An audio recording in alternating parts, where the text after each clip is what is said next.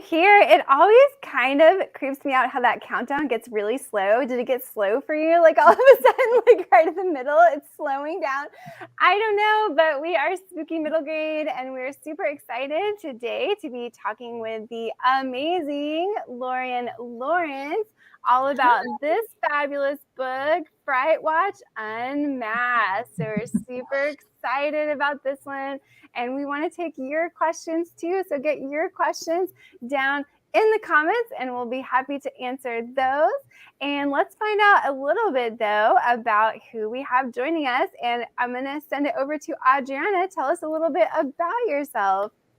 So, hi, I'm Adrianna Cuevas. I am the author of The Total Eclipse of Nestor Lopez, Cube in My Pocket, and the upcoming Ghost of Rancho Espanto, which comes out in April. And I have my beautiful, beautiful lineup of Fright Watch books here. And I know I've told Lorien this, but one of my absolute favorite memories with your first book, The Stitchers, because it was the middle of the pandemic, my local indie book people had a system arranged where like you would text them that you were there to pick your book up. They would come out and deliver it to you. Well, my dad came with me to pick up your book.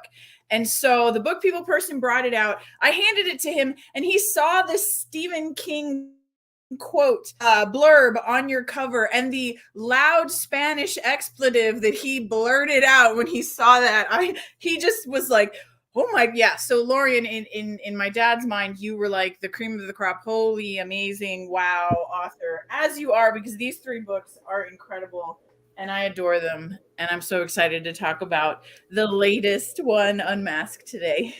Oh my gosh, thank you. I love that story about your dad so much. And I cried my way through Cuba in My Pocket. So I like thinking about both versions of him. The one who swears in the car about Stephen King. Yeah. Cuba in My Pocket. That's so cool. I love that story. And yes, it's so good and so much fun. We have so much to talk about. And I'm Kim Ventrella, author of various spooky books and owner of Mabel, who always likes to join us on our little chat. So she'll just be hanging out in the background during our chat. But before we dive into the whole book, Lorien, just tell us a little bit about yourself. Tell us some fun facts or something. Fun facts. I don't know how fun I am. I'm a seventh grade English teacher. I had like the most Halloween-y day today. I could tell you about that. I woke everybody up early, and we were at the pumpkin patch by 10 a.m. and did the corn maze, got pumpkins, decorated our house, got apple cider. We watched what's the Charlie Brown thing? The Great Pumpkin. Yeah. And then we were watching Hubie Halloween right before I got on here. Wow, that's a big day. Halloween day today. That's awesome. Yeah, that's all I got. I just like Halloween and spooky things and writing spooky books and talking with my friends about spooky things. I love it. Well, and I mean, Halloween is just like all over this Fright Watch series, right? Like this is the kind of like series for people who loved Goosebumps and people who loved Fear Street and all of that. But now instead of Fear Street, we have Fright Watch and we have Goody Lane and the characters that live on Goody Lane and are out there kind of each time confronting like a different type of monster or creature or creepy character, right? And this time we have like a different kind of character who's stepping into the main focus, right? So why don't you tell us a little bit about that? And we have too many questions, but just like give us the setup first for Unmasked. So Unmasked is like a book that has lived in my head since I was little, when I was a huge nerd and obsessed with special effects and like monster makeups and like practical effects. And I'm creative in terms of writing, but I am not artistic, not even slightly. So like the idea of making something myself would just never, ever happen. But I would always watch documentaries about it.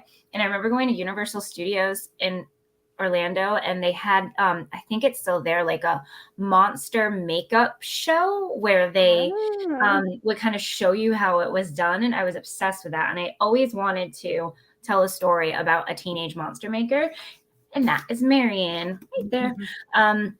So I wanted to bring her into the world of Fright Watch, but give her her own story, because I really, really wanted to go into this special effects. So she is a teenage monster maker. She is an introvert. She has a social anxiety disorder. And she uses her art creating all these monsters like as her outlet, as her way to feel confident. And so it's kind of one of the only times of year where she is popular, where everyone wants a piece of her because she's like the queen of Halloween. And so amidst all of this, she is making masks and doing Halloween makeups for the Halloween dance. And her latest creation, that little sea monster friend named Winston, her crush puts it on and gets possessed by said monster. And she has to confront him and all the other kids at her school at this social event that is scarier to her than the monster itself. I like writing about kids who have to face their fears and be brave. And I like writing about friendships. So I wanted to bring Quinn and Mike back and show them kind of taking Marion under their wing and kind of expand the universe a little bit. So, yeah. Yeah, it's so good. And I love the thing that you said specifically about so she has social anxiety and she uses the art to kind of, deal with that. And then there's this one time a year where because of her art, she becomes the most popular person. I feel like so many writers can relate to that. I remember saying social anxiety, but there was this one time in 5th grade when I became the most popular person because of the creepy things I wrote in everybody's yearbook. So everybody lined up so I could write the creepy thing in their yearbook. And I'm like, oh yeah, I'm totally relating to her right now. What did you write?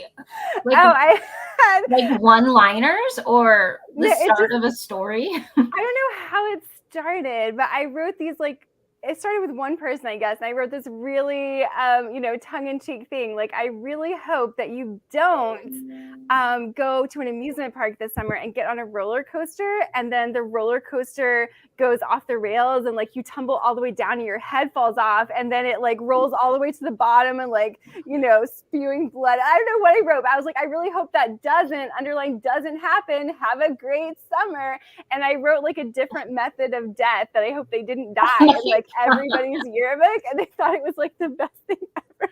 You should write this as a story, but then the deaths start to come true. Then they start to happen. Exactly. Yes, there you go. That would be amazing. Yeah. But I'm so relating to her because it's so much easier to talk to people. I feel when you have that one thing that is the thing that you can use to connect to them. So I love that, but I want to get in. So we have another author friend who's gonna join us right now. So I want to welcome Sarah Cannon into the mix. Hi, Sarah. Hey there. Am I audible? Yes. You're audible. Awesome. You are visible. You're everything. That's excellent because that hasn't been the case, which is why I'm late. So thank you. I know. So why don't you tell us a little bit, about yourself, Sarah, since you're just joining us. And then I'll also just turn it over to you because I'm asking every question and, see what kind of burning questions you have over there. So sure. Y'all know me. I'm Sarah Cannon. I live in Indianapolis, Indiana, which is part of the reason I love spooky books. I live in a very spooky neighborhood. And I'm the author of 2 books, Twist and Oddity, both of which are very spooky titles. So I'm always here for conversations about monsters shooting black ink out of their mouths and all of these other fun things. So hi, everybody. Yeah. So yeah, I don't know. I guess one question that I have that I thought was really interesting was just this idea that, your main character's creation had kind of gotten out of hand and was taking over someone else, right? And this is something you guys have heard me bring up before, this idea of what happens when our creations get out into the world and do things that we don't intend, right? And what's our responsibility as creatives when we're putting those things out in the world. So I thought it was really interesting that you were exploring that, in your story. And so, yeah, I just wondered if you could say a little bit more about that, about just the idea of our art running amok and why that turned up in your story. I love the way you phrase that, our art running amok, because that is what happens. And then we have, it becomes this mask is hers, but it becomes somebody else, right? Like quite literally in this sense. And with us, when we write a book and it goes on a shelf, it's not really ours anymore, which is wild and weird, because I think there's such a huge part of me that is like Marion. Like I am really introverted if I don't know somebody. And it took me a long time to feel confident in my own skin. And I had social anxiety growing up, and I still struggle with anxiety as an adult. But like, writing makes me feel confident. I don't know why I'm in this business, because it can be like the amount of rejection, as you all know, is painful, right? But like then you get there and you get your book out, and then someone might, I don't know, just notice something that you didn't intend, or and it's not always a bad thing, but sometimes people ask me questions and I'm like, yes, I definitely thought of that as I was writing it. Definitely wasn't just writing about monsters I thought were cool. I definitely put that in metaphorically because I'm super highbrow like that. But it's really interesting, especially writing for kids and seeing what they perseverate on and what they're interested in, and what grabs them is different than what grabs adults. And I mean, I work with kids, this age group, so it's always interesting if I give them one of your books, which I always do. The things they notice are really different than what I notice. And I have to remind myself and put myself in check that that's why we're doing this. Like, we want them to engage and have a relationship with the text, and we want it to feel like theirs. Because if they don't feel seen, and if they don't feel like they're part of that world, then we kind of didn't do our job. So writing is the weirdest profession. The more I think about it, like on a day-to-day, and the more I talk about it with other adults, I'm just like, it's the most bananas profession, I feel like. I don't know if that answered your question, but that's where I'm at. It's a profoundly bananas profession. I'm 100% on board with that, and was just working on a pass-along story that some of y'all are aware of, and was just having that very thought of like, wow, this is a very strange thing that we're writing about. And yeah, I think it comes up a lot with spooky stuff, that it is impossible to dig into the human subconscious and what we find scary without things getting really weird, right? Like if they're not getting really weird, we're not being honest. Like, speaking as one of those kids that had to jump into my bed from partway across the room because there were 100% hands under my bed that were going to come out and grab my feet, right? But as long as, like, it didn't, once you were in the bed, right, there were rules, right? Like, Yes. the hands aren't just allowed to come up onto the bed and get you. Like, if they miss their opportunity. I mean, horror fans, if nothing, we like rules. Like, I don't think people realize this about horror fans, but we like rules. It gives like a bit of structure. So this is a question that I'm curious about, because this is something I don't remember ever coming up with the spooky authors in any of my conversations with y'all before, is nightmares. Because you want to talk about rules. My nightmares had rules, and they must have seemed rational to my irrational mind. But like, I would have nightmares where if there was a monster in my house, I could shrink down and I could hide on the wall and be a bug. But I could not go down to our garage, get in the car, and drive the car away because I was not old enough to drive. Right. And I point this out because once I was old enough to drive, I solved these problems by getting in the car. But why could I have like armor come down on the sides of my bed? Right. Like, why could I shrink to fly size? Why was that okay? So I just am curious whether there's anything that you've ever like written about in your books, or that's like informed some of your spooky stuff that actually came from bad dreams that you had as a kid. Bad dreams that I had as a kid. I definitely, when I started reading Fear Street, when I started reading R.L. Stine, I remember I was in 4th grade. So how old are you? 8 or 9 or something? That's when I first started really getting nightmares consistently, and I refused to stop reading the books. I was like, I'll take it. I'll just this is just what my life is like. We're gonna read the books, so we just have to learn how to deal with the nightmares. I don't think I had rules though. I don't think my subconscious is as smart as yours, Sarah, because I'm pretty sure that I was just like, no, I guess it's kind of cliche, but like if I can't see it, they can't see me. So like the sheets over my face and then you were safe, or like putting a bunch of stuffed animals. Like I also still sleep on a certain side of the bed because when I was little I had a day bed that was like against the wall, so nothing could be behind me. So it was just I had to put a barrier on the other side that was like teddy bears and stuff, like, so that I was kind of I kind of did make armor out of pillows. And I still as an adult like tend to have an extra pillow that I like hug. This is getting personal. No, this is very real. Like I'm looking at Adriana and Kim laughing, but I'm just like, whatever. Y'all know you have this stuff too. I don't believe for 1 second that you don't. I want to know. I think I was a little more chaotic as a kid, so yeah, not many rules, and I think it was more of a, oh, I wish they would grab me the hands under the bed because that would be hilarious. So that's amazing. Your sense of humor kills me all the time. So you would have just gone full Graveyard Book and been like, "Yep, go ahead, take me. Like I'll go live in the weird place under the cemetery." You're like, I have questions, so let's just the more get chaos, the better. I find, like, because Sarah, I think I'm the opposite of you, Sarah. Like, and this impacts the world building that I do in my stories. I don't care for rules, so usually my editor's like, hold on now, some of this has to make sense. So, because I'm like, hey, so yeah. But I actually had a question for Lorien, because I remember when we did our Zoom after the second Fright Watch, after Collectors, I remember thinking my dominant thought was, why doesn't Quinn move? Because clearly Goody Lane is not a good place to live. Like, hello.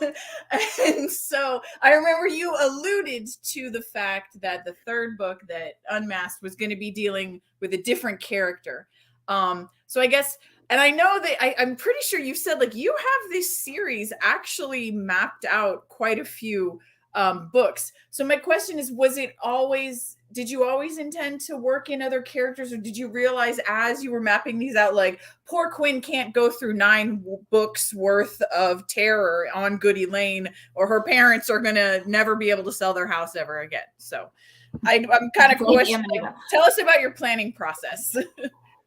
This is like the most boring answer ever, but it was actually strategic because my agent left the business and I had to query something again, and I had to query something new, but I also knew that I would have an option, like the ability to send an option to my editor, who I definitely love and wanted to send a book to. So I was like, I kind of want to stay in the Fright Watch world just to keep my head in that space in between edits, because I like to write something new in between doing the edits for whatever the book is that I sold. And so I was like, I need to do something, and I want to write about this monster maker. So I'm going to write her as a companion book and then just stick her in this world, add Quinn and Mike. And then if they're like, oh no, we don't want that, I would be able to kind of remove the elements of South Haven and all of that. And like, so it was like, it's very boring and strategic in that way, but then I really had fun with it, and it was fun to look at Quinn and Mike through someone else's point of view. One of my teacher friends read it and was like, Quinn and Mike seem a bit sassier than they do in the first 2 books. I don't know if I necessarily agree with that, but I can see what she was saying, because like they seem extra extroverted in comparison to Marion, because it's through her eyes. So it was really fun to kind of look through the same town with the same, things going on, but through a different character's lens. So I am ridiculous, and I do have the whole series planned, even though my publisher has been very honest, like, we need to see how book 3 sells before we buy any more Fright Watch. So I don't know if they'll ever get made, but I have the 4th written, and that is from another character's point of view. Okay. So there, she's mentioned in here, Philippa Dash. It's Tyler's cousin. So I do know in advance kind of everything, that I put little Easter eggs throughout. So if they ever are made, then like Marion was mentioned briefly in the Collectors, Philippa is mentioned briefly in here, and then it would go back to Quinn for the last one. And it would turn into like a monster squad. That was kind of always my goal. It would start with just Quinn and Mike, and then they would collect people along the way. So then all of Quinn's friends and these new characters would kind of join the Fright Watch team. Yeah, So, I love that. That's awesome. And Yeah, I agree I with love, like- your teacher friend, because I felt like getting to see Quinn and Mike's banter from like a third person perspective, it did actually like hit different, and it was neat to see them through someone else's eyes, like not through one of their first person narration or anything. So I thought that was kind of neat. Was it hard though to get in someone else's, like, this is the world that you created and the world that you created through Quinn? Was it difficult to get into a different voice in that same world? Like, I feel like I would personally keep channeling Quinn, and I would have a hard time making Miriam not sound like Quinn. I was worried about that. I hope I didn't do that accidentally, but Marion I'm more like Marion than I am like Quinn. So I feel like this one I wrote a lot faster than I wrote Stitchers and the Collectors. And this one, again, this story, I wanted to tell a story about a girl like this forever, that I feel like her voice came easier. And then, hopefully if I do get to jump back into Quinn's voice, I'll be able to do that. I feel like that might be harder, going back to Quinn after writing from someone else's point of view in this world. But yeah, I don't know. Hopefully I did that. Yes, you nailed it. And we have a cool question that came in from a viewer also. Is there any reason that you went with the creature from the Black Lagoon when you were looking for a monster for Marion to make the prosthetic for? I love this question. And yes, Creature from the Black Lagoon is my mom's favorite movie. And my grandma, who you may have heard me said this before, but she is who B, the villain in the first book, is based on. But she she was also obsessed with like old horror movies, and that's what my mom grew up watching with her. And so I knew that I wanted to put like her favorite monster as the creature.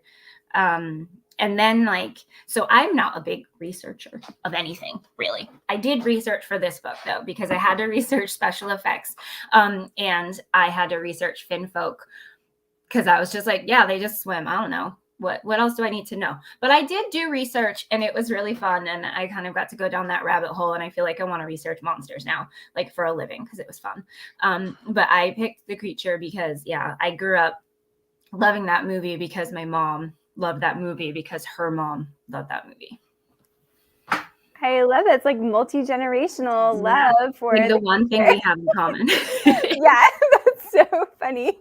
Well, I love that. And I love that you said that thing about research. That's so funny, because I'm the same way. Like, I don't like doing a lot of research for my fiction. I like just focusing on the story and the characters and like making it up's my favorite part. So that's so interesting.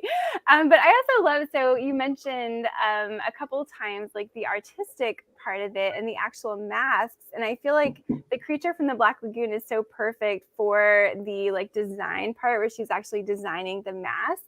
And I know you have something cool going on right now, right, where there are actual masks. Can you talk about that a little bit? So something like cool, like when I send my cousin all of my drafts, and so she read this one and she sent me a link right back, like before it was published or anything. She sent me a link right back and was like, did you see this book is coming out? Like, the actual artist who made the Creature from the Black Lagoon mask for the movie was a woman. And I was like, oh my God, yay. There's like, pretend I knew this, and that there was a link, and I did it totally on purpose. But that felt really serendipitous. But then I was like, I need to, like I said, I needed to research it. I've seen a million documentaries, but I wanted to go and like talk to someone. And I really love this show called Face Off. It's not on anymore. It used to be on Sci-Fi, and it was, I loved it. It was just special effects artists, kind of like Project Runway, but monster masks and makeup. And someone who was on it just happens to live in Connecticut, Tyler Green. And so I was just a nerd and emailed him and was like, hi, I just was writing a book, what can I? And he was so nice, and I didn't think he'd write me back. And he's like, come to my studio, come play with all my stuff, I'll answer all your questions. And so I nerded out, and I went, and he let me like spend the day with him, and he pulled out the clay and all of the tools. And I told him kind of what I was looking for, and he started to sculpt Winston. Which is amazing to watch someone do that. Like, he just started to sculpt it in front of me. And so let me take all these pictures of him literally doing it. And then he was like, but wait a minute, I can't make it as good because she's 13, right? Or 14. So then he like went through and was like messing it up. Like, it was amazing. And then he, you know, let me play with the airbrush and told me how she could go through this process on Halloween, you know, like pre-making some of the prosthetic pieces, like what would be feasible for a kid to be able to do. So we just kind of kept in touch. I named Tyler for him.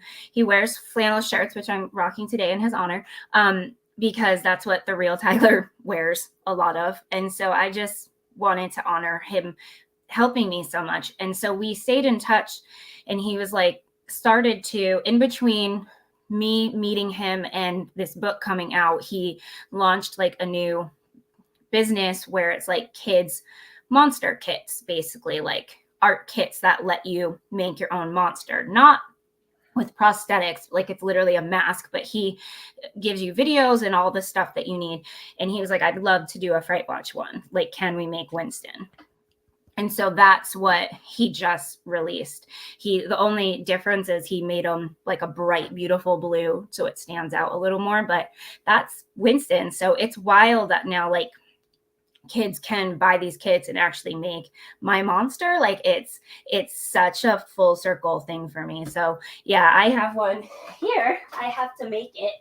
He gave me my little box, but like inside there's oh wow, look at those teeth. Yeah, like you get this and you get the gills, and Wow. gives you all the paints and the brushes, and then he like, you get a link to a video where he like shows you how to do it. So I will be, you will see my uncrafty self in a video at some point. I was gonna do it this weekend, but as I said when I got on, I like was just full Halloween mode today, so I have not had time. So yeah, that was amazing. It's such a fascinating world. There's so much science and art combined with it that I'm just like, why do you like not get, I don't know, more accolades? Like, I don't know, people should care more. Right.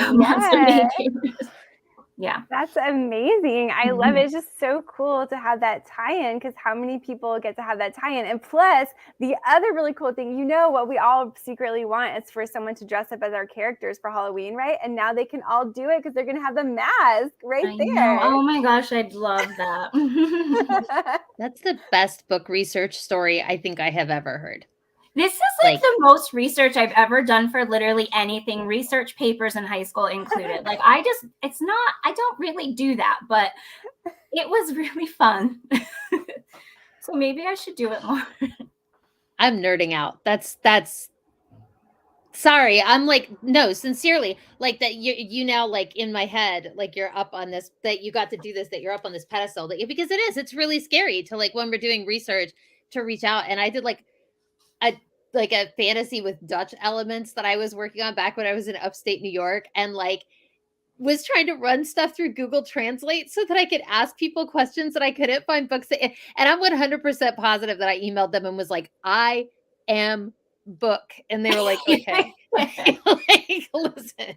It is like, but it kind of just shows like, who cares? Just ask. The worst they can say is no. And the best case scenario would be like what happened with me. And it's just a really nice person who will give you their time and will want to correct, because, you know, he's a creative person. Like, we both, our collaboration with each other just kind of happened organically. So, yeah, if there's any writers out there who aren't sure, just ask people who care. I'm still trying to get into my new thing. I'm trying to get into a haunted theater for my next book. It's like abandoned. It's so abandoned, like holes everywhere. And he's like, you would need a fire brigade.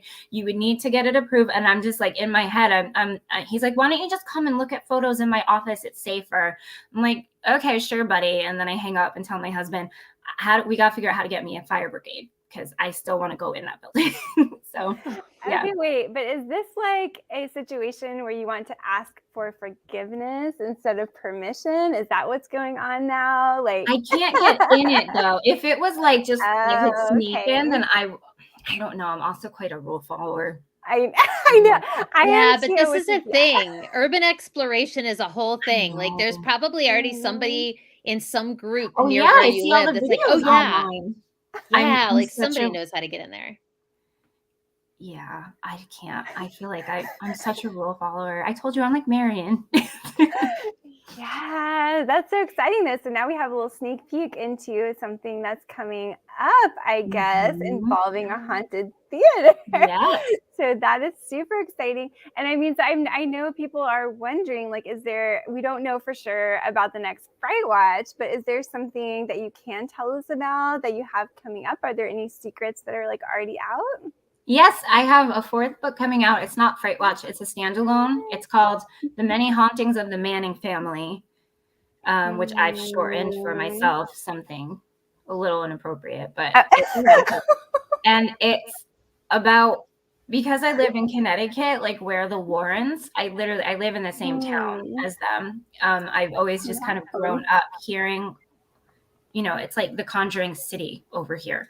So I've always grown up hearing about that. My mom's best friend from high school dated one of their assistants and would always, like, whenever they'd go out to dinner and hang out, she would get all these stories. My mom worked at St. Vincent's Hospital in Bridgeport in the late 70s when there was like a big, huge, like possession, that so-called possession where on Lindley Street it was like pretty famous, where like stuff was flying around, and my mom was an x-ray technician, and so like in the ER, and so all these like firemen would come in to get x-rayed because like a fridge would fly at them or something weird that happened in the house. So like I feel like, Kim, I've told you this before, like I don't believe in ghosts, which is why I can write about them.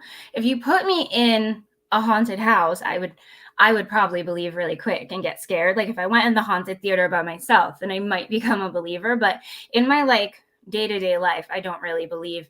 I feel like there's probably some kind of explanation, kind of like Mike and the Stitchers. But hearing all of those, I've always been fascinated by them as a family unit, like the Warrens and what that means. So my next book is kind of like it would be the descendants of a Warren type family. So their grandparents were these super famous ghost hunters, like made everything kind of in the field the way it is. But when they died, like YouTube came around and now anybody can be a ghost hunter and get 1 million views. And so the mom is a bit of a stage mom. She doesn't mean to be, but she's like, we got to protect our family's legacy. We got to get more views. So she kind of makes a bad choice and has her 2 twins who are mediums. They do have this gift. And the mom doesn't. It skipped her generation. And they go to this haunted house where one of the kids gets possessed. So yeah, and it's dual point of view, which I haven't done yet, which is really fun. So I don't know, I wrote a draft, we'll see. But I'm laughing because you didn't sound convinced when you were like, it's really fun. Like I'm like, oh yeah, I nailed it. I don't know yet. Well, that's to be determined. I'm letting it marinate right now. It's in its like little marination stage. So next month I'll look at it again and I'll let you know if they sound different. I hope. That comes out fall 2024. Oh, I love that. Yeah. And did you say that's middle grade or YA? Middle grade. Okay, I wasn't sure. Yeah, for sure. I don't know. I got to get you guys to come visit here because we have like a whole haunted tour that happens like every Halloween. And like H.H. Holmes was like the last place he lived and the last murder he did was here. Yeah. Really? And stuff like that. Yeah. Yeah. Like I could walk there from my house. So see, that scares me though. Like the Warren stuff doesn't scare me because I'm like, did you really do these things? But like he did those things. Yeah. he did. Yeah. He definitely did. We've got friendlier ghosts too, like reputedly, but I'm a little cautious about that stuff myself because I have a tendency to get real scared when I'm writing something scary. I get scared of irrational things. So like when you're talking about putting all the pillows around the edge of your bed, like I definitely have had periods where if it was summer and it was dark and my window was open, I was not going near my screen. Like wasn't happening. So So see, look at Adrianna laughing at me. She's I'm like, my sorry. brain is I'm not. alarmingly desensitized. I'm terrible. No, Anytime I watch a horror fun. movie that has like a vicious scene, I will like message Adrianna and be like, I don't take this the wrong way, but I just watched a movie and a head got cut off and I thought of you. Like, We'll see, but like now I'm picturing us in some madcap spooky adventure, and like, what do we do? Like in a story like that, what do we do if Adrianna gets captured? Because we're gonna all be trying to save her, and she's like, "Peace out, y'all. Whatever. I'm gonna see where Don't these bother, I'm monsters are having fun. going." It's And like, okay. yeah, she's gonna be fine with it. Lorien, I'm assuming that you would want to be saved. Like, I would want to be saved. I would okay. want to be saved. I feel, And would I feel you good want to be about it. saved, or would you hang out with Adrianna? No, I would want to be safe. I am also that person that will have that moment where I'll be like, is the monster just misunderstood? And like, if I get eaten, that will 100% be why. I'll be like taking that moment, like in like, you know, you've got some moments like that in the book where you're like, but I feel like I could still see the good person in there, right? And like that would be what got me killed. So we'll just see. Yeah, I'm the same as Adrianna in terms of like being desensitized to supernatural horror type stuff. Like none of that scares me anymore. When I was a kid, I was very much like Lorien. Like I was terrified because I had night terrors, and I put my Ninja Turtles comforter like around my bunk bed so I couldn't see out because I was so afraid I was going to see something. But then as an adult, no, I'm so desensitized. But I have to say, if I ever did sneak into like an old abandoned theater or asylum or whatever it is, I would be very scared of people because people are actually scary, and I would for sure have like my pocket knife. I mean, like, I'm ready for you people, but I That's would be such on a the rational way to approach No, that. she's She would have all her right. people stuff. because where Yeah. are the people going to hang out? They're going to hang out waiting for the ghost hunters to be all alone in the middle of an abandoned building where they can rob you or something. So I'm like, yeah, no. That's a good point, because they're going to kind of feel like we deserve it. They're going to be like, what did you expect to happen? Like you went to... Surprise. I know. Yeah, so that's what I would be scared of. But anyway, and just a reminder, we are taking viewer questions too. So if you have a question, go ahead and get that down in the comments, because otherwise we're just gonna have too much fun, and we're gonna talk about like our cool like haunted house trips and all of that stuff, which we all need to take together at some point. Yeah. I mean, I know it's so hard to get together because we're in all different parts of the country, but in some time, spooky middle grade authors need to go spend the night in a haunted place, and I'll be keeping watch on the perimeter for the real people, and y'all can go hunt ghosts or whatever. For sure. And I want to workshop this. I feel like this is a new subgenre. Like we could call it normal core, and like it sets everybody up to expect monsters, and then there's like a dude trying to commit insurance fraud and burn the building down, and like that's Isn't that essentially Scooby-Doo though? Yes, it is. It kind of is. Oh, if we encounter an evil developer who's trying to like, I don't know, then that's Scooby-Doo. We just live. We can be those pesky kids. Yes. That was short-lived, Adrianna. I was excited about it for just a second, but I'm you're right. sorry.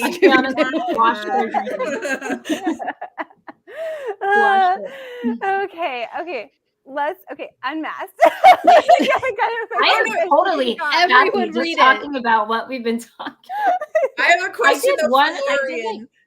Lorien, didn't this book come out on like your first day of school? That's My right. life. The last 2 years, the last 2 books have come out my first day of school, and I whine about it all the time. I feel like literally I'm split. Like, talk about wearing a mask. I feel like I have 3 because it was also my kid's first day of school, like my own children's.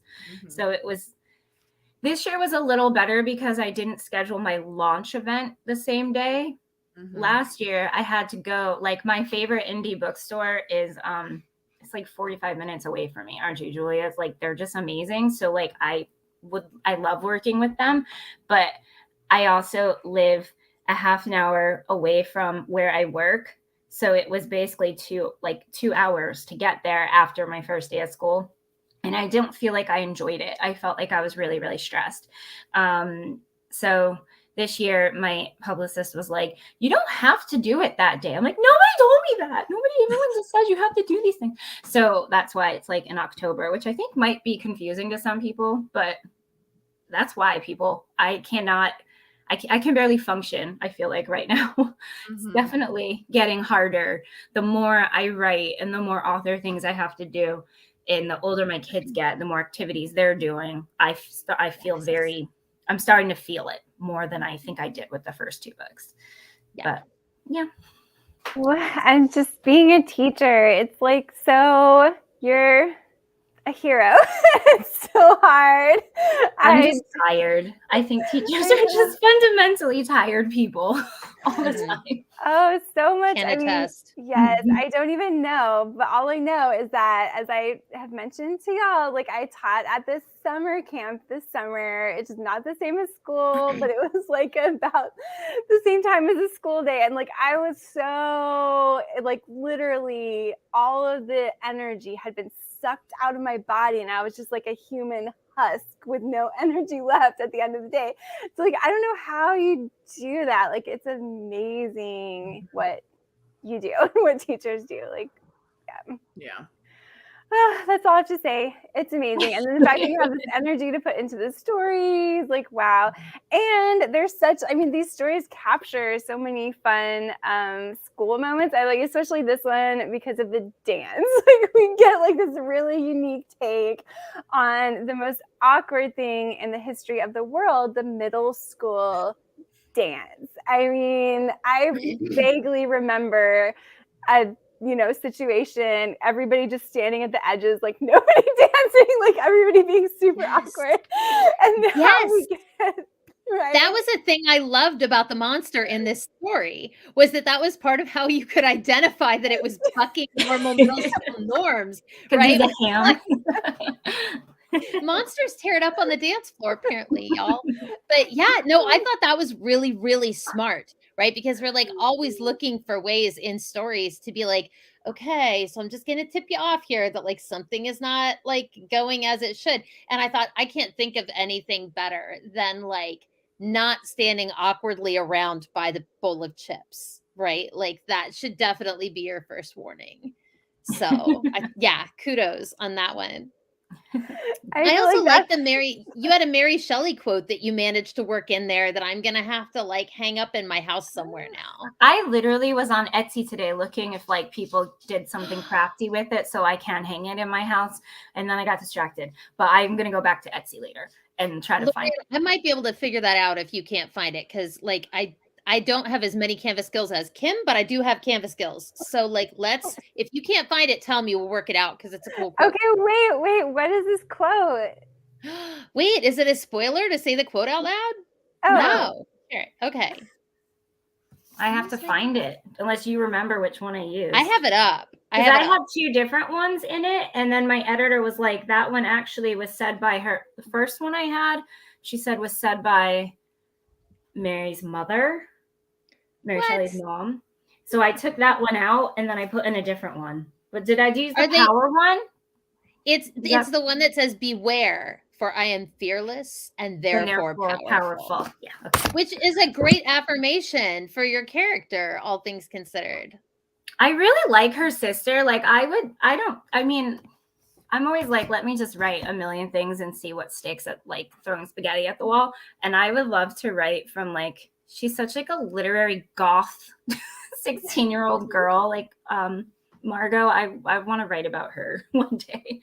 But yeah, I love Mary Shelley, and I read Frankenstein only recently. Like I always, like I had known it from the movies and the story. Like I knew all of that, but it was only like 2020 that I actually read the book, which I think it's one of those books. Did you ever have a book that you're like, oh no, I must have read it because, like I must have read it at some point in my life. And then I was like, nope, I did not read this. And it is incredibly sad, but I loved it. And then I went down like the Mary Shelley rabbit hole and learned everything about her. She was interesting. There's a graphic novel. Yeah, there's a graphic novel that's a biography of her.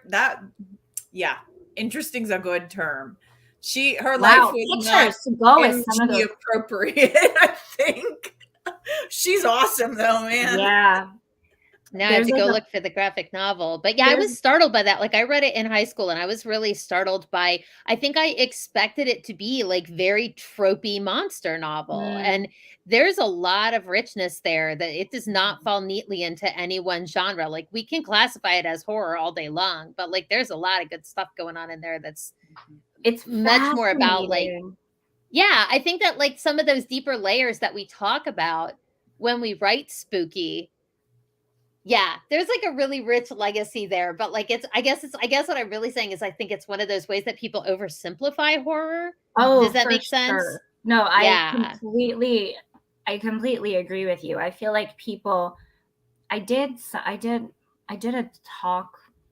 I don't know what I did. I did something, some authory thing. See, this is I'm getting my brain is starting to go. But I did some like I guess moderating. I was moderating somebody's launch thing, and they are not a spooky author, like don't read or write horror. So to be fair, they just aren't immersed in this world. But she was talking about her book and how it's so important to have these internal conflicts and like, you know, a character who has to overcome something that's not just plot driven. And then she looked at me and was like, but you don't do that in your books, right? Like you don't need internal conflicts in your books. And I really hope, because the thing about wearing the mask for so long, like in public, I didn't have to worry about my face and my expression giving away like the fury or the what.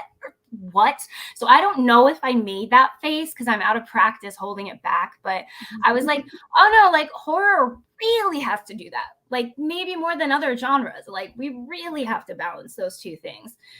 But it still is this weird stigma where people think that genre fiction is easy to write or it's simplistic, or that again it's just plot and no heart, and like we know that's not true. Well, and I think it's even compounded too, where you're saying not only do I write horror for kids, and Yeah. and then it's like, oh well, yeah. I think all good stories need internal conflict. What do you mean? Like, I don't care what you're writing. Yeah. Well, Yeah. and also that kind of makes me want to hand them a Kim book and then watch to the exact moment where they start crying, right? Like, because it happens to me every freaking time. Like, she has never yet written anything I've read that I haven't had to cry.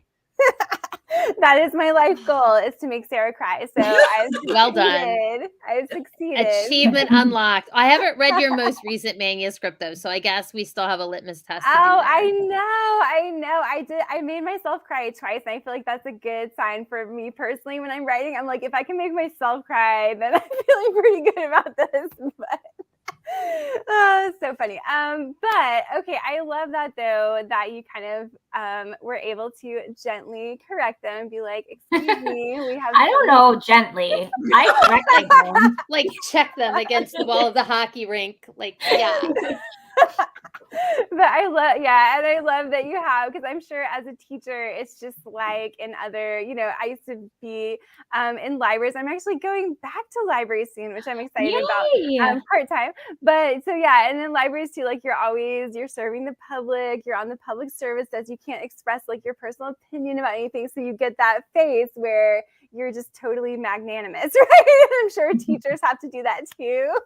But then when you don't have to be that way, yes, you can just that's when you can throw people across the hockey rinks or whatever. Do they use God love her and like bless her heart in Connecticut? Like, is that a thing? So like, oh, God love her. Bless her heart. Right. Bless your heart. No. My husband, it can be very satisfying. They say bless.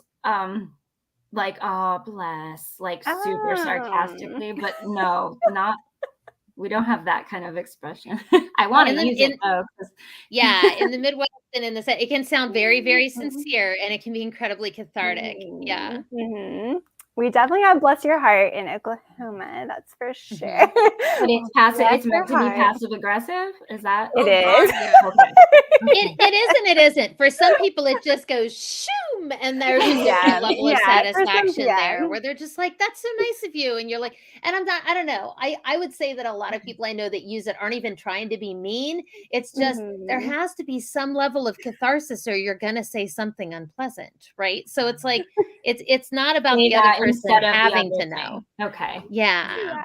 Well, I don't know if I'll use bless your heart, but I feel like I probably do need a phrase that I can use instead of the other thing. Yeah. But we're it gonna shouldn't be like start see. running or anything else. Okay, I like it. You know, nice and subtle. That's so funny. Well, we are just about out of time over here, but I want to let's at least have like one final burning question. Maybe we can do like a round robin. It's going into October. It's almost like the official Halloween season. So I'm just interested to know, what's everyone looking forward to most for October? Like books, movies, Halloweeny activities, things like that. Does anybody have anything exciting coming up for the October month? All those things. All those things. In New England, we start Halloween in August. Like they put the back to school stuff away and they bring out Halloween. So we've been pretty Halloweeny for at least a month already. Yeah. So I put my decorations up today, which felt behind. Yes, I did buy like a couple weeks ago. I bought like a decorative squash and I named it, and I was like, this is beginning. It's starting. What is its name? It's named Mr. Gordo, even though it's not a gourd, but I'm just thinking of Buffy because Buffy's favorite stuffed animal was named Mr. Gordo. There you go. Oh, wait. And that just reminded me. Okay, before we finish out though, I had to ask you, like, are you a Buffy the Vampire Slayer fan? Me? Yeah. I liked the movie. Oh my gosh, I've never seen it. Okay, wait. I really liked that, and I did not. There was nothing wrong with this series. I just am not really a TV person. I've never really been a TV person. It's so much commitment. Like every week I have to tune in, and that was before even streaming. So I did not really watch it, but I really liked the movie. I don't know why everyone hated it so much. So you've never seen the Buffy Halloween episode? Nope. Okay, the Buffy Halloween episode is about, so there's this basically an evil wizard or something who, let me see if I can remember the details. Okay, something about like he has this Janus, Janus is like the two-faced god, and he like enchants this mask or something, and then like everybody, after the enchantment goes into effect, everybody in town turns into the costume that they were dressed as. So Buffy is, the vampire slayer. She's dressed as this like 17th century frail woman. So she turns into like a frail Southern belle who can't do anything. And then her friend Xander, who's usually like super chill and laid back, is dressed as like a military person. So he turns into like this military person. I can't remember who he was. So like everybody in town turns into their things. I was just like, that's the first thing I thought of kind of when I was thinking of Unmasked. I was like, I wonder if you're like a huge Buffy fan. No, but I want to watch that episode now. I'll find it. Yeah, we need a spooky group watch. Yeah. Yeah, we do. Yeah. It's super good. But okay. Well, I guess so. There's one thing I'll be looking forward to in Halloween is rewatching the Buffy Halloween episode group watch and rewatching every like Halloween themed episode of every show. For sure, gonna do that. Y'all know I just finally read The Haunting of Hill House, like the book. So I'm gonna rewatch the Netflix series, which is like a totally different thing. But I feel like it's gonna make it all new kind of sense to me now, though, because I've read like the original material, like I can see what this is doing now. So I'm looking forward to that. But Adrianna, what about you? What are you looking forward to in this season? Well, I like to get into my spooky baking pretty early because so it was 97 degrees today here. Oh God. So like usually my dive into spooky baking, it's almost like I know seance is the wrong term, but it's like I want to call down better weather, and maybe if I bake enough stuff with pumpkin in it, that'll happen. But no, I found like a ton of new recipes I want to try. I found this one where you make like intestines. Like it's you undo cinnamon rolls and you put them like all in a pan, and then you put like this red icing over it so it looks like intestine. Oh my god. Yeah, I'm really excited to try all this out. And Lorien is going to try several recipes out with me. I'm going to make her. Oh, nice. Oh, I want to see results on that just so much. I miss Lorien's science experiments from a couple of our seasons, like the monster toothpaste and stuff. That was fun. So yeah, I need to see this stuff. Yeah, that's so cool. Well, Sarah, what about you? I guess you've been doing it for a while over there, probably. I mean, yeah. Well, I need to go walk around my whole town or my whole neighborhood because this is a neighborhood in Indianapolis that intended to be its own town, and the guys that founded it wanted to be like all literary, and they named all the streets after authors. So one of the streets is named after Washington Irving, and then they promptly like went bankrupt and it got annexed by the city of Indianapolis and it's part of the city, right? But like we have a huge Halloween festival. We have like a bust of Washington Irving in this circle in a park, and like the headless horseman rides around, and like I am not in a life stage where I can do the kind of decorations. Like there are people that have, and I think I posted this on like our Flipgrid or something last year for the spookies, that have like little miniature carousels with creepy China dolls with cracked heads and like spooky. I mean, people go all out. I always have to see what's new. So like that's my big thing. And also I'm one of those people that this is the time of the year where we get like the big garden spiders and the big octagonal webs, and they're all doing me favors in my garden, and I love them. And when I see them, I'm like, oh, welcome back. Like, and I know it sounds creepy, but they're actually really shy. And if you accidentally disturb them once, that's it. They're gone for the season and you never see them again. It's like that thing with the elves and the shoemaker where like, if you thank the elves, they never come back. It's like that. So I'm trying to be very careful as I watch. So yeah, all of that. And I'm a big goofy gardener. So I'm fighting an endless war with the squirrels right now as I wait for my butternut squash and stuff to finish ripening. I'm like, I was on a call with my boss the other day and I was like, one moment, and like hefted a bottle of like garden soap because I was like, we're not doing this. Like, leave my squash alone. So. Wow, I had no idea, but I love that about the spiders. And I know, Lorien, because I think you recommended Cackle to me, and I loved Cackle so much. And in Cackle, of course, the spiders are a sign that you are like a witch and you have some like cool powers. And one of the spiders like becomes like a really good friend to like the main character. And so loving the spiders. Clearly you're a witch. I'm hoping the spiders come and visit me now and stuff. But Lorien, what about you? You've already been doing so much Halloween stuff. So I guess this just more Halloween stuff? Just more Halloween stuff. Sounds good. Ready for more Halloween stuff. Well, this was so much fun. And I want to give a huge thank you to Sarah, Adrianna, and of course, Lorien for joining us and discussing this amazing book. And we do have info down in the comments for how you can actually order signed copies of Unmasked. So definitely get out there and do that one. And I'm going to play us out on a little reminder of our next. We have one more upcoming live chat, and this is with our pal, Marina Cohen, and her book, Shadow Grave. So we're super excited to talk about that one too. But a huge thank you to everyone for joining us tonight. Thank you. Thanks, y'all. Bye, everyone.